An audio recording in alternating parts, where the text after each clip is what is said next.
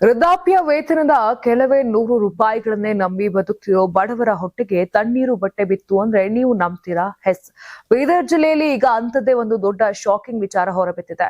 ವೃದ್ಧಾಪ್ಯ ವೇತನ, ವಿಧವಾ ವೇತನ, ವಿಕಲಚೇತನರ ವೇತನ ಅಂತ ಸರ್ಕಾರದ ಪಿಂಚಣಿಯನ್ನೇ ನೆಚ್ಚಿಕೊಂಡಿದ್ದ ಬರೋಬ್ಬರಿ 82,000ಕ್ಕೂ ಹೆಚ್ಚು ಜನರ ಪೆನ್ಷನ್ಗೆ ಸರ್ಕಾರಿ ಅಧಿಕಾರಿಗಳು ಒಂದೇ ಏಟಿಗೆ ಸ್ಥಗಿತ ಮಾಡಿದ್ದಾರೆ.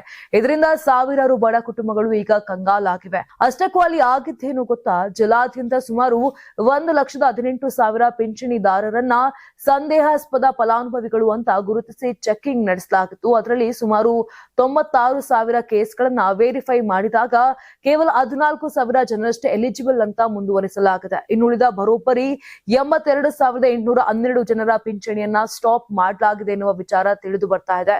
ಇದಕ್ಕೆ ಅಸಲಿ ಕಾರಣಗಳೇನು ಗೊತ್ತಾ?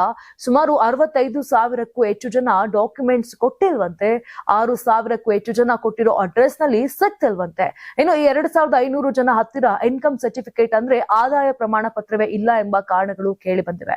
ಜಿಲ್ಲೆಯ ಪ್ರತಿಯೊಂದು ತಾಲೂಕಿನಲ್ಲೂ ಕತ್ತರಿ ಬಿದ್ದಿದೆ.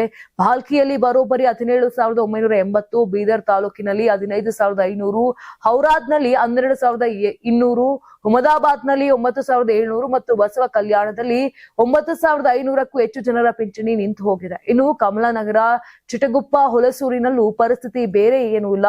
ಓಡಾಡೋಕ್ಕೂ ಶಕ್ತಿ ಇಲ್ಲದ ಹಿರಿಯ ಜೀವಗಳು ತಮ್ಮ ಪಿಂಚಣಿಗಾಗಿ ತಹಸೀಲ್ದಾರ್ ಆಫೀಸ್, ನಾಡ ಕಚೇರಿ ಅಂತ ಅಲಿಯುವ ಪರಿಸ್ಥಿತಿ ಬಂದಿದೆ.